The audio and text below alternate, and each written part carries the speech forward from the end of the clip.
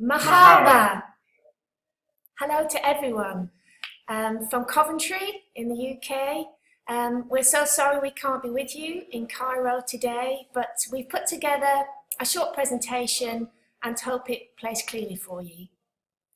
We're recording this from the Disruptive Media Learning Lab here at Coventry University.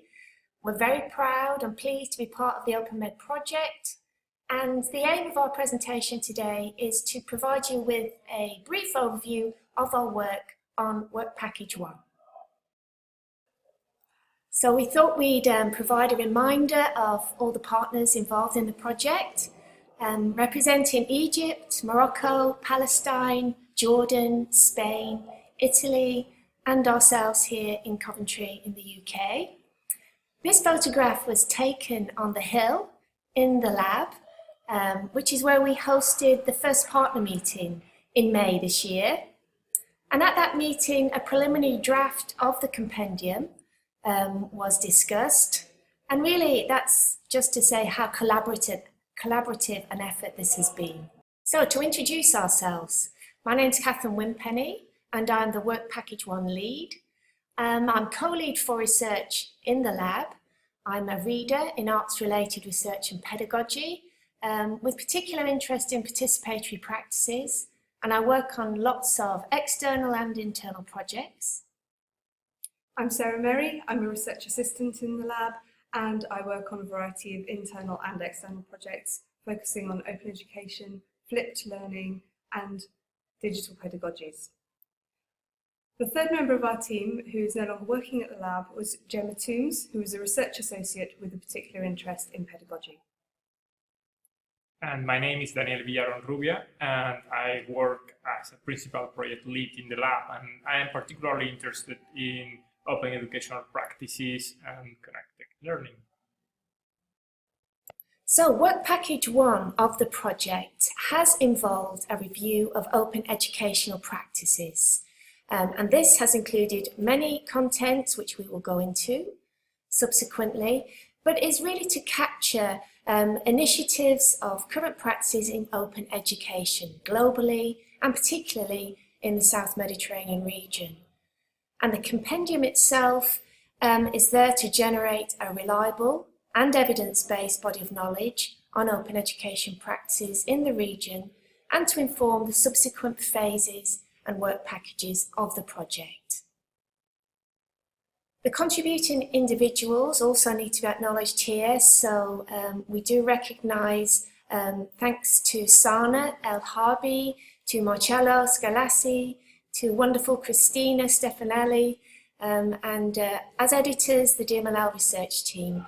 But really thank you to all, including all the contributing institutions from our partners. So we started the compendium by revising key concepts and definitions. And while we took as a starting point the definition of OER proposed by UNESCO in 2012, we soon realized that some universities were engaging in certain educational practices that, despite falling outside that definition, they still were relevant steps in opening up teaching and learning. For instance, what you can see here on the slides, an intersection between different types of practices that we regard as open educational practices. And even though there are some universities who are, for example, releasing content through YouTube that is not released under open licenses, we still consider that just the fact of putting all this content available to the public on the web is a first step in opening up educational institutions. This slide outlines the content of the compendium. The next slide will give a little bit more detail, and I'll talk about exactly how we gathered the data that became the contents of the compendium. This slide lists the different elements of the process which led to the production of the compendium. As a result of the kick-off meeting in January, we developed a concept paper to outline the process of the data collection for the compendium. This was checked and approved by the quality team.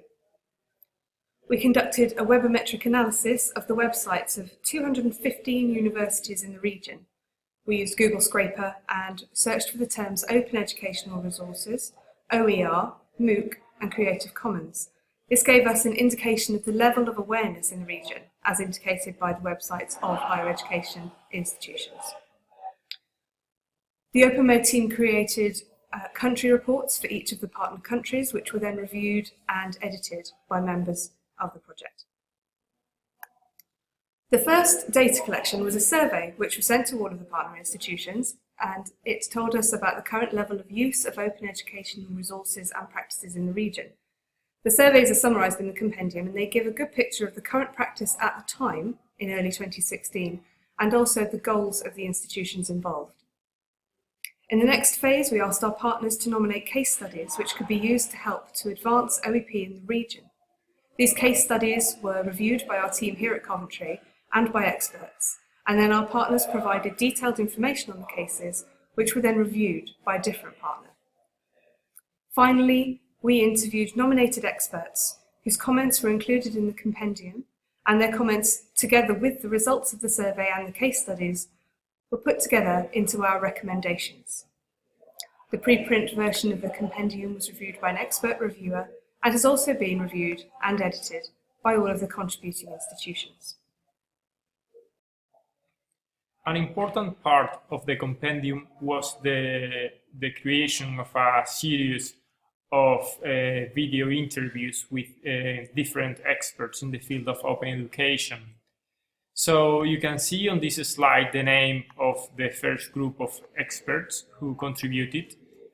And this is an open-ended resource that we hope to be increasing in the future. And at the moment you can consult all of them on the OpenMed website. And I hope you will find them useful because they offer different relevant tips to both educators and institutions who want to incorporate open educational practices. We ask each contributor to submit a short video responding to 3 key questions. The first one was about explaining what their involvement is in open education. The second one was about identifying some open education initiative or some idea that they found interesting for some reason. And then the third one was about giving some tips or recommendations to educators and higher education decision makers who could take on board this advice when facilitating the adoption of open educational practices. And so we're really pleased that we have now completed work package 1, and the compendium is available and contains the case studies and the interviews with experts, along with all the other contents that we've just mentioned. I know that we've got some hard copies and that the full online compendium is available through the OpenMed website. And we're really keen that this is circulated now amongst all our networks and partners to share the contents and help inform the next stages of the project. Included in the compendium there are 11 case studies that were brought together from across the partners. And we've listed them all here. You can read about them in the compendium, 11 in all. And the next slide includes the rest. So you can see that they are representative of all the partners' countries, as well as more global examples to inform our work.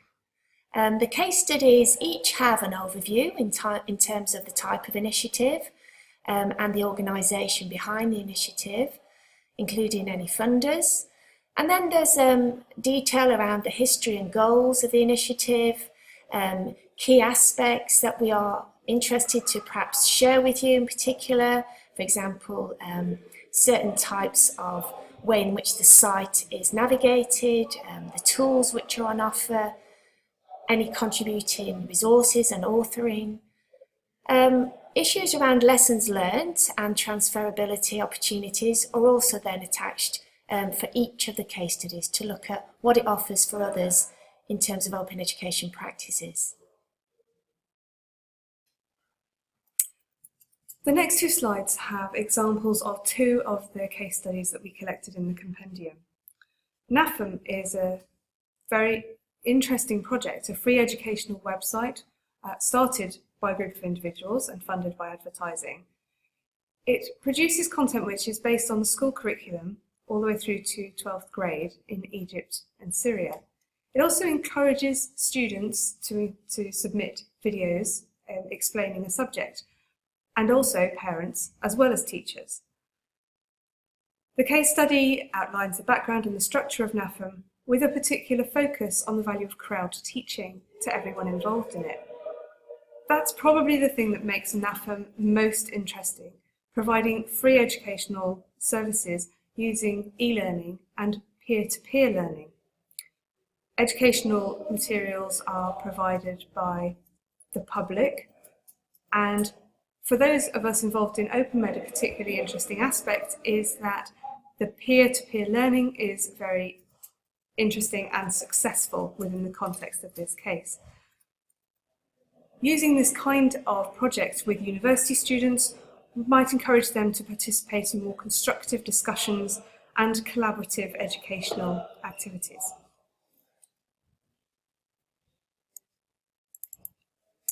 OER Commons Arabic is a repository of learning objects developed by the Institute for the Study of Knowledge Management in Education in California and funded by Qatar Foundation International.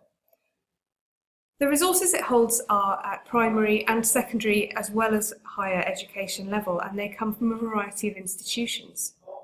There is also a user community which provides support not only for people in education but also for the general public. The case study describes the structure and the design and also the ways in which the resources provided can be evaluated and used. It also enables users of the resource to share pedagogical ideas, and it provides equal access to educational content. The objectives are to enrich students' learning experience and enable teachers to be more creative and to use different perspectives. Strategies like this that blend existing ways of working with the use of open educational resources are particularly interesting. Remixing and reusing resources and allowing feedback from teachers as well as from students.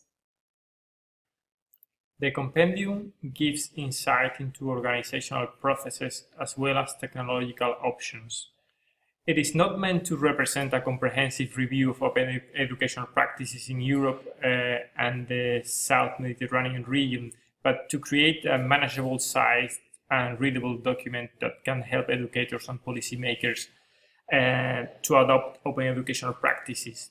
So it's not a ready-made model, but it should provide just inspiration for future projects and initiatives in the field. It's clear that there is not one clear way of doing things to guarantee success, but hopefully it will offer a range of experiences that could be taken as an inspiration when designing new projects. After the analysis of the data that we collected and the contributions from our experts, we came up with a number of key recommendations, which are categorized under these 5 key themes: top-down and bottom-up implementation, supporting staff in using and integrating open practices and open resources, collaborative creation in communities of practice, enhancing the quality of student learning, and releasing content under open licenses.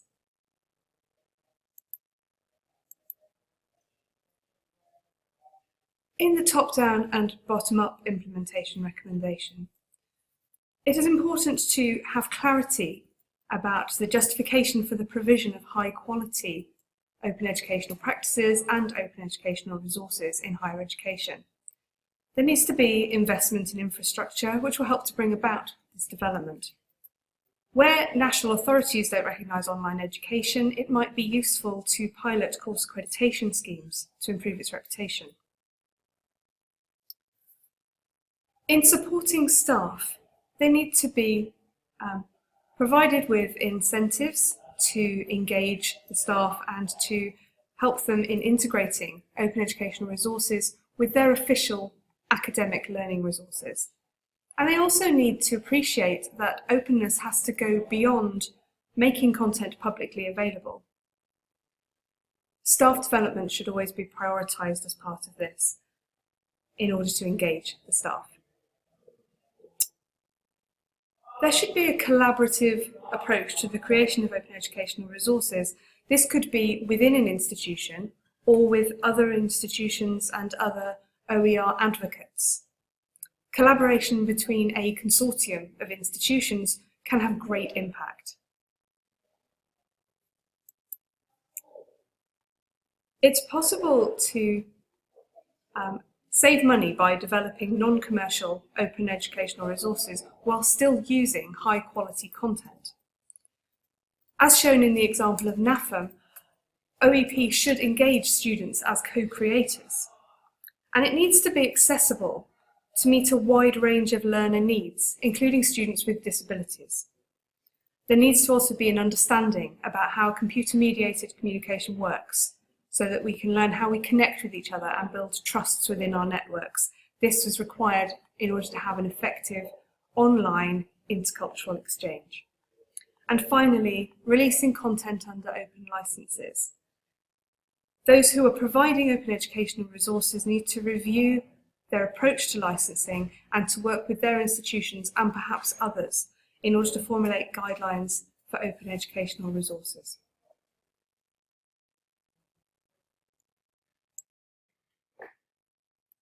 So that's the end of our presentation, and we hope that it's been of value. And we welcome you to download the compendium, to read it, and look at all the work that's gone on as part of this first work package. We look forward to seeing some of you in Morocco next week. To the rest of you, we hope the Partner Forum is very successful. And from all of us here in Coventry, shukran lakum. Mahaba. Mahaba.